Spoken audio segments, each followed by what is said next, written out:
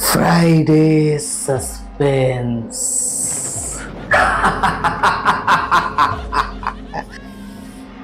শুধুমাত্র মেডিটা লেজেন্ড ওয়াইটি চ্যানেলে রাত 9টায় আসবে গল্পের ধারা, রহস্য, প্রেম আর হাসির খেলা সারা। আজকের নিবেদন এক রাতের ইতিহাস। গায়ের বন্ধু চাটুর্যে বেঁচে থেকে সবাইকে যেমন জ্বালিয়েছিল, মরেও আমাদের কজনকে তেমনি জ্বালিয়ে গেল। তার মরা উচিত ছিল ফাঁসি কাঠে, কিন্তু সে মরল বিছানায় শুয়ে। আজ কদিন ধরে ভীষণ বাদলা নেমেছে। মেঘের আড়ালে সূর্যি ঠাকুর দিব্যি ঘুম দিচ্ছেন। থেকে থেকে বাজের গুড়গুড়ানি। তবে তা সূর্যি ঠাকুরের নাক ডাকার আওয়াজ বোধ করি নয়। দিন রাত বৃষ্টির কামাই নেই, কখনো মুষলধারে, কখনো টিপটিপ করে। দিনেই চারদিক ঘুটঘুট করছে, রাতের তো কথাই নেই। এই ভিজে অন্ধকার রাতে দুর্দান্ত রঘু চাটুর্যে হঠাৎ পটল তুলে বসলো। রঘুকে সবাই ভয় আর ঘৃণা করত, তার উপরে এই দুর্যোগ, আর শ্মশান হচ্ছে গা থেকে 4 মাইল দূরে। কাজেই মরা নিয়ে যেতে কেউই রাজি হতে চাইল না। নরকে নিয়ে যাওয়ার সময় যমদূতেরা যদি রঘুর দেহটাকেও সঙ্গে করে নিয়ে গিয়ে নরকের অগ্নিকুণ্ডে ফেলে দিত, তাহলে আমরা হাঁপ ছেড়ে বাঁচতুম। কিন্তু তা যখন হলো না, তখন কি আর করি। রঘুর বুড়ি মায়ের কান্না টুককাটি শুনে আমরা 4 জনই মরা নিয়ে শ্মশানে যেতে রাজি হলাম। টিপটিপ করে ইলশে গুড়ি ঝরছে আর ঝরছেই। পথে প্যাচ প্যাচ করছে কাদা, আর চারিদিকে থমথম করছে মিশমিশে কালো রাত। একটা ভারী মরা কাঁধে করে আমাদের 4 জনকে এই 4 মাইল দুর্গম বনপথ পার হতে যে প্রাণবন্ত পরিশ্রম করতে হবে, সে বিষয়ে আর কোনোই সন্দেহ নেই।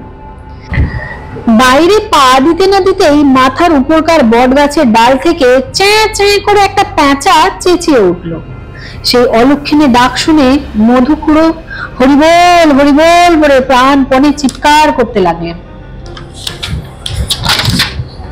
মাধব বলল, রেঘু আমাদের সহজে নিষ্কৃতি দেবে বলে মনে হচ্ছে না। আজকে রাতটা ভালোই ভালো কাটলে বাঁচি। মানিক অস্পষ্ট কণ্ঠে বলল, রাম রাম। আমি মুখে আর কিছু বললুম না। রঘুর চাকর খেদা লণ্ঠন নিয়ে আগে আগে চলল।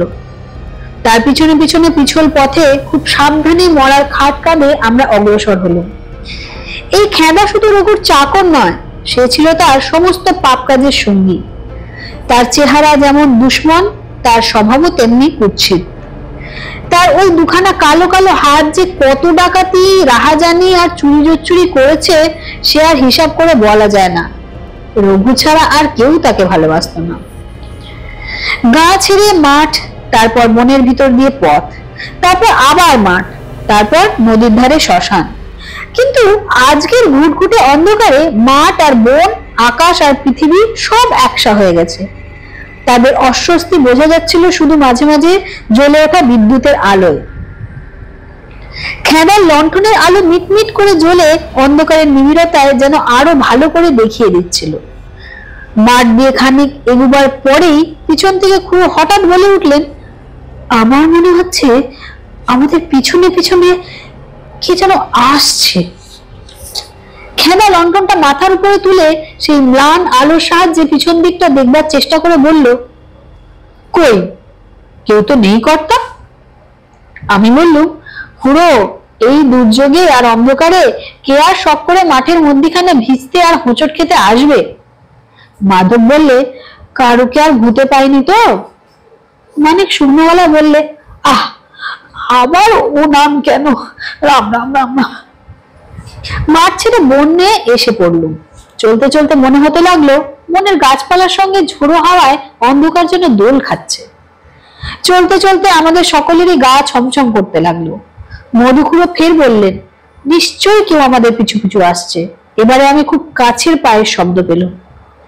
খেদা আবার পিছন দিকটা দেখে ঘাড় নেড়ে বলল, কেউ নেই কর্তা। আমি বললুম, ভুল শুনেছ খুড়ো। মাধব বললে, ভুল নাও হতে পারে, শুনেছি এই বনে ব্রহ্মদৈত্যর বাস আছে। মানিক মৃদুস্বরে বলল, রাম রাম রাম রাম রাম রাম রাম রাম রাম রাম।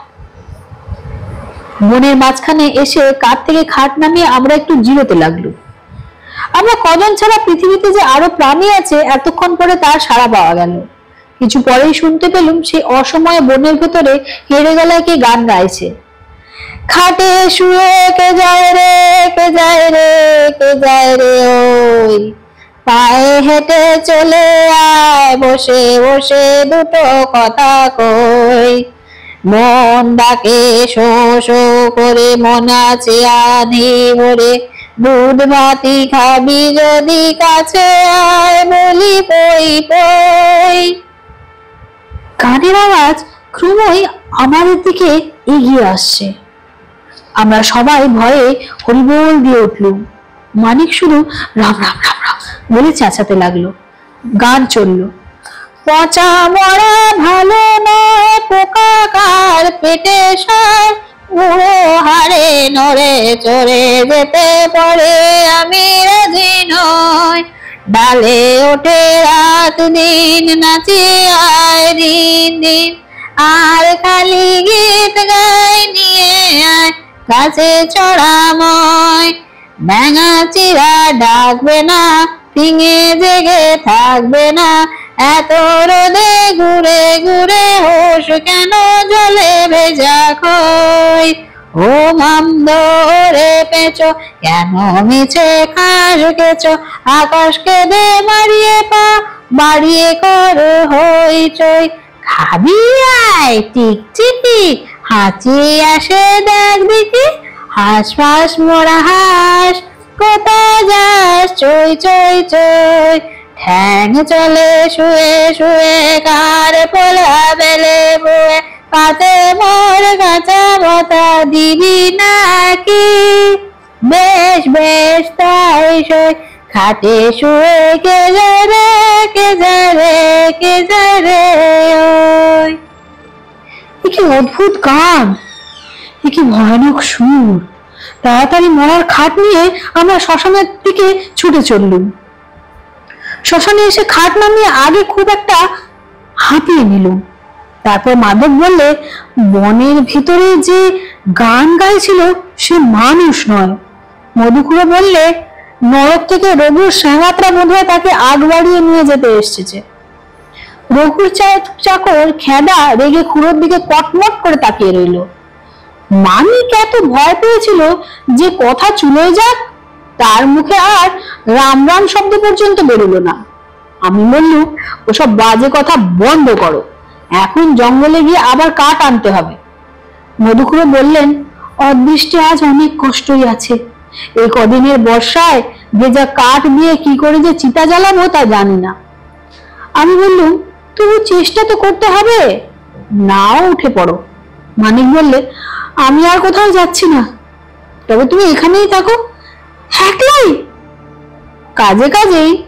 পুরে বাপ রে, একলা বসে আবার যদি সেই গান শুনতে পায় তাহলে আমি আর বাঁচবো না। খেদা আমার সঙ্গে থাক। অজ্ঞতা সেই ব্যবস্থাই করতে হলো।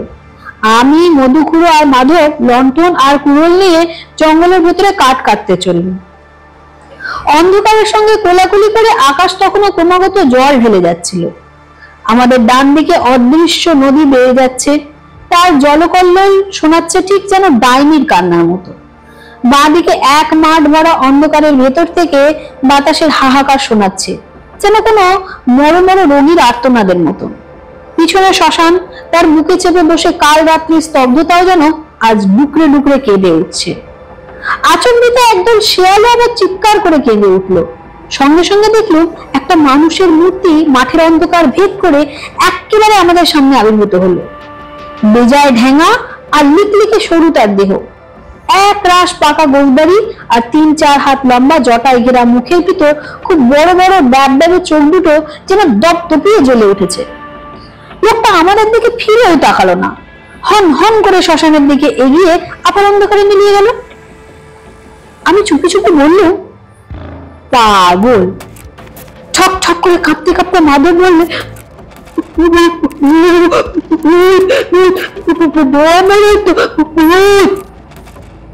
মধুকুড়ো সময় বললে, চুপ চুপ, ওই শোনো। আবার সেই গান, ঠ্যাং চলে শুয়ে শুয়ে কার পোলা পেলে পুয়ে পাতে মোর কাঁচা মাথা দিবে নাকি? বেশ তাই সই, বেশ তাই সই। প্রত্যেকে এক এক বোঝা কাঠ ঘাড়ে করে আবার শ্মশানের দিকে ফিরলুম। মধুখুড়ো বললেন, শ্মশানের দিকে যেতে আর পা উঠছে না, ফের যদি সেই মূর্তির সঙ্গে দেখা হয়ে যায়। মাধব বললে, কাজ নিয়ে আর শ্মশানে গিয়ে চলো, আমরা এখান থেকেই পালাই চলো। আমি বললুম, তাও কি হয়, শ্মশানে আমাদের লোকেরা বসে আছে।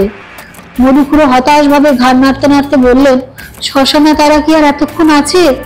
গিয়ে দেখবে তারা কোনো কালে লম্বা দিয়েছে, আর সেই মূর্তিটা দিব্যি আরামে দুপা ছড়িয়ে বসে রঘুর মরা চিবিয়ে চিবিয়ে খাচ্ছে। আমি বিরক্তি কণ্ঠে বললুম, পাগলের মতন যা তা বকো না খুড়ো। হঠাৎ আবার শোনা গেল, ডালে উঠে রাত দিন নাচিয়ায় দিন দিন আর কালে গীত গায় নিয়ে আয় গাছে চড়াময়। আমরা ভয়ে কাঠ হয়ে থমকে দাঁড়িয়ে পড়লাম। শ্মশানের দিক থেকে আসছে, এবারে আর একটা নয়, দুটো মূর্তি। প্রথম মূর্তিটা মুখের পানে তাকিয়েও আমার বুকের কাজটা যেন হিম হয়ে গেল। এই যে রঘু চাটুর্যে, যার মরা আমরা কাঁধে করে শ্মশানে বয়ে এনেছি। হ্যাঁ, রঘু রঘু, এই রঘু ছাড়া আর কেউ নয়। আর রঘুর পিছনে পিছনে চলেছে পোষা কুকুরের মতন তার চাকর খেদা। দেখতে দেখতে অন্ধকারের ভিতরে তারা অদৃশ্য হয়ে গেল। ছুটতে ছুটতে তিনজনে আবার শ্মশানে এসে পড়ল। দেখলাম মরা খাটের পাশে বসে একলা মানিক বলির পাঠার মতো কেঁপে কেঁপে মরছে। মধুখুড়ো তাড়াতাড়ি শুধলেন, মানিক মানিক, ব্যাপার কি?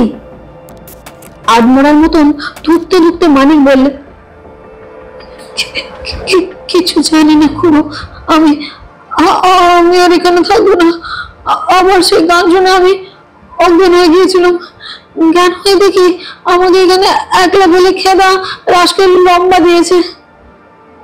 খাটের উপরে কাপড় ঢাকা মরা তো ঠিকই রয়েছে, তবে কি আমরা যা দেখেছি তা চোখের ভুল? মধুখুড়ো এক টানে মরার কাপড়খানা সরিয়ে দিলেন। সবিস্ময়ে দেখলুম খাটের উপরে মরা আছে বটে, কিন্তু তা রঘু চাটুর্যের মৃতদেহ নয়। এইখানে আগে মাঠের ভিতরে যে জটা দাড়িওয়ালা রোগা ও ঠ্যাঙা মূর্তিটাকে দেখেছিলেন, এটা হচ্ছে তারই দেহ। মরে একেবারে আড়ষ্ট হয়ে খাটের উপর পড়ে রয়েছে। আমরা সবাই একসঙ্গে আর্তনাদ করে শ্মশান থেকে পলায়ন করলুম। বাড়িতে ফিরে নিজের বিছানায় শুয়ে ঘুমোচ্ছিলুম। শেষ রাতে হঠাৎ ঘুম ভেঙে গেল। বিছানার উপর উঠে বসে শুনলুম সদর দরজার কড়া নাড়তে নাড়তে আমার নাম ধরে কে তীক্ষ্ণ স্বরে ডাকছে, অবনী অবনী অবনী। এই সময় কি আবার জ্বালাতে এলো? বিরক্ত হয়ে ঘরের দরজা খুলে বাইরে এসেই শুনলুম পথের উপর দাঁড়িয়ে কে গান গাইছে, খাবি আয় টিক টিকি আসে হাঁচি দেখ দিকি, হাঁস ফাঁস মরা হাঁস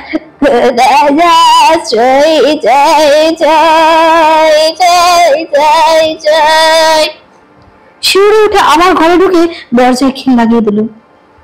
পরদিন সকালে খবর পেলুম মধুখুড়ো, মাধব আর মানিকের নাম ধরেও কাল শেষ রাতে কে ডেকে ওই গান গেয়েছিল। বলা বাহুল্য তারা কেউই সাড়া দেয়নি। রঘু চাটুর্যে আর খেদারও কোনো খবর পেলুম না। তাদের সঙ্গে আর দেখা হয়নি, না হওয়াই ভালো। Friday suspense.